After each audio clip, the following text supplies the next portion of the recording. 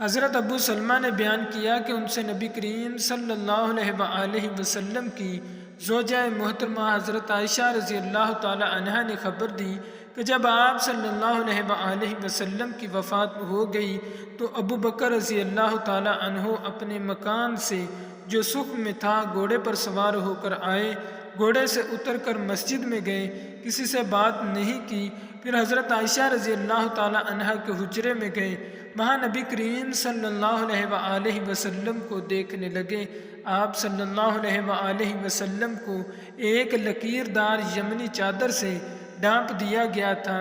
حضرت ابو بکر رضی اللہ تعالی عنہ نے آپ صلی اللہ علیہ وآلہ وسلم کے چہرہ مبارک سے چادر ہٹائی اور گر کر آپ صلی اللہ علیہ وآلہ وسلم کا بوسہ لیا، پھر روئے اور کہنے لگے، اے اللہ کے نبی، میرے ماں باپ آپ صلی اللہ علیہ وآلہ وسلم پر قربان، آپ صلی اللہ علیہ وآلہ وسلم کو اللہ تعالیٰ دوبارہ نہیں مارے گا، بس جو موت آپ صلی اللہ علیہ وآلہ وسلم کے حصے میں اللہ تعالیٰ نے لکھ دی تھی وہ ہو چکی۔ حضرت ابو سلمہ رضی اللہ تعالیٰ عنہ نے کہا، مجھ سے ابن عباس رضی اللہ تعالیٰ عنہ نے بیان کیا کہ حضرت ابو بکر رضی اللہ تعالیٰ عنہ جب باہر نکلے تو اس وقت حضرت عمر رضی اللہ تعالیٰ عنہ لوگوں سے باتیں کر رہے تھے اور حضرت ابو بکر رضی اللہ تعالیٰ عنہ نے فرمایا بیٹھ جاؤ، لیکن حضرت عمر رضی اللہ تعالیٰ عنہ نہیں مانے۔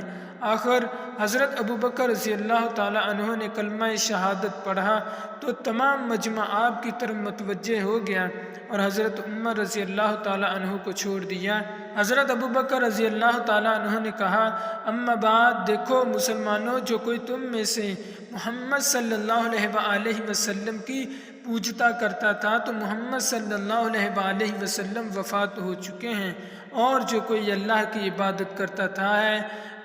ہے اللہ تو باقی رہنے والا ہے، کبھی مرنے والا نہیں۔ پھر سورۃ آل عمران کی یہ آیت پڑھی، محمد صلی اللہ علیہ وآلہ وسلم تو صرف رسول ہیں، ان سے پہلے کئی رسول گزر چکے ہیں، شاکرین تک۔ اللہ کی قسم ایسا معلوم ہوا گویا لوگ جانتے ہی نہ تھے کہ اللہ نے یہ آیت اتاری ہے، یہاں تک کہ حضرت ابو بکر رضی اللہ تعالی عنہ نے اس کو پڑھا، اس وقت صحابہ نے یہ آیت آپ سے سیکھ لی، پھر تو ہر شخص کی زبان پر یہی آیت تھی۔